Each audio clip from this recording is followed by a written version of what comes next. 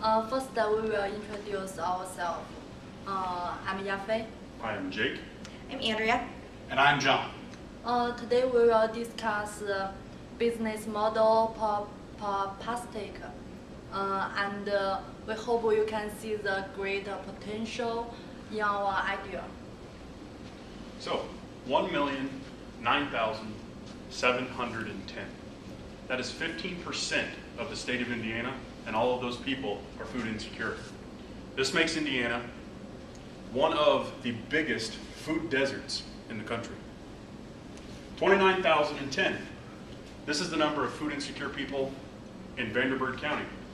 Statistically, 1 of every 6 people you see every day in this county are food insecure. So our problem is food insecurity. The need to address food insecurity in the United States, specifically amongst children, is crucial to providing the proper amount of nutrition for those children to sustain a healthy life. So our idea is a community smart garden and education center. This would be a high-tech, high-volume, and high-quality growing operation that provides fresh produce and educational materials to those who could not normally have it. So some possible locations for this idea would be urban areas. These would be urban areas that are a cross-sector of food secure and food insecure people, and wealthy individuals and impoverished individuals. A good example of a location would be Haney's Corner. This is a location where a couple blocks away you have some people who are in some serious poverty with some serious issues. And a couple blocks in the other direction, you have gorgeous houses and very wealthy individuals. In addition to our community smart garden, we have our sustainability kits. These would be kits that once these people leave the care of our smart garden, they could go home and they could have all the things they need to sustain themselves, such as seed packets, storage materials, and educational material to help them learn the best way they can sustain themselves once out of the smart garden. John? Okay, and our unique value that our idea proposes versus the other things that are already out there is that one, hydroponically grown produce is a much more efficient process than the typical growth operations that are out there. Not only is it much more efficient, it's also much healthier. Hydroponically grown produce and locally grown produce has a higher nutritional content than non-hydroponically grown things. And things that are grown far away, all of your nutrients have a half-life within your produce, and vitamin D in particular. Vitamin D has a half-life of about 50% per 24 hours. So if you're trucking something in from 2 days away, you've already lost about 80% of the vitamin D that's in that. Grown locally, we don't have that problem. Other than those obvious benefits, there's the benefits such as the offsetting cost of Medicare, Medicaid that's associated with obesity, and the environmental improvement of growing things organically, growing them indoors, and we're not using pesticides, and we're not putting those things into the earth.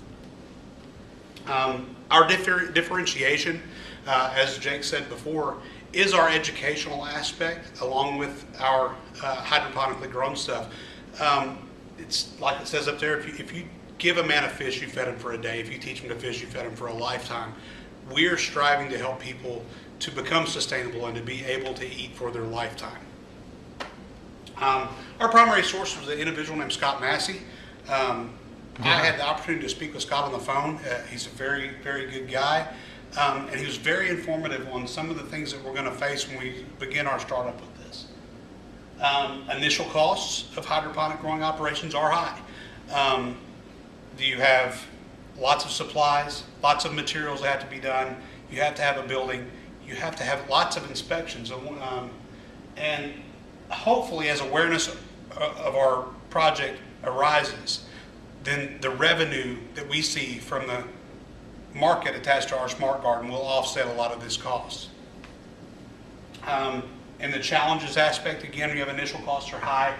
And within those initial costs are some initial inspections that are going to have to take place that can take as much as $10,000 to $15,000 when you look for a plumbing inspection, an electrical inspection, just the building security in itself.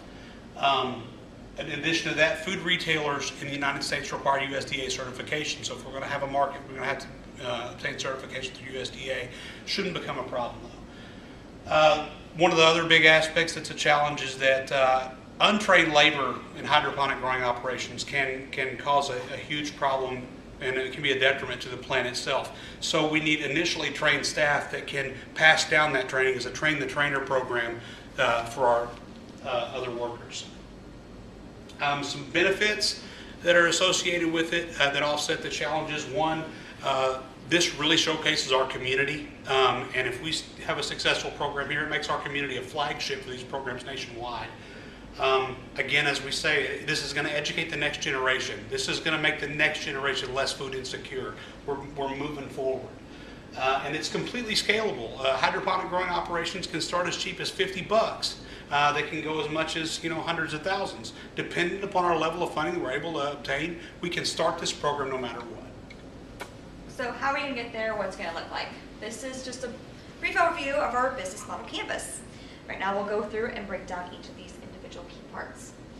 So first thing, infrastructure. We got our key resources and our key partners. Right now one of our resources is Scott Massey, a local entrepreneur who is very well versed in hydroponics. So we're utilizing his knowledge to see where we need to go from there.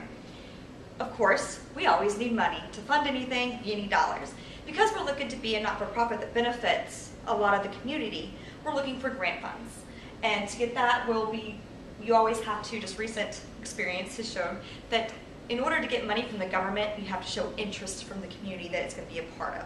So that sometimes takes crowdsourcing efforts. So once we get that crowdsourcing effort underway, show community interest, hopefully we can apply for more grants that don't require that.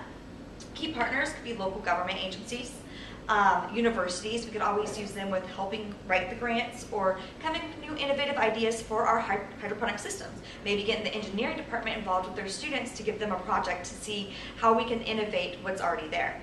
And also local economic development organizations. You're at 7:08. Key activities. This will be an education center, and it will also feed families that are food insecure and providing exceptional quality produce to the community.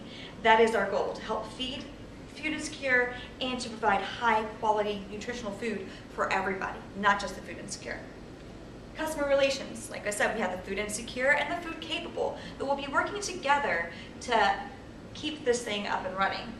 And we'll identify the food insecure with the local schools and local food labs, or food pantries. The channels of service we'll use to get this promoted. Again, social services. There are a lot of different agencies out there that can help us identify who we need to target for the food insecurity, so like such as schools with the SNAP programs and everything. Social media is a great tool for marketing, especially for a not-for-profit, because it doesn't cost much. And then once we get up and going, we can use churches and other organizations to help get our word out.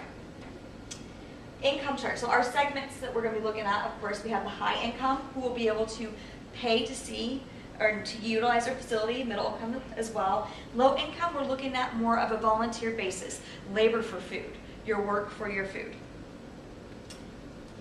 Yafei? In conclusion, we hope you like our idea and even you have a better understand the business model proposition. And thanks. All right.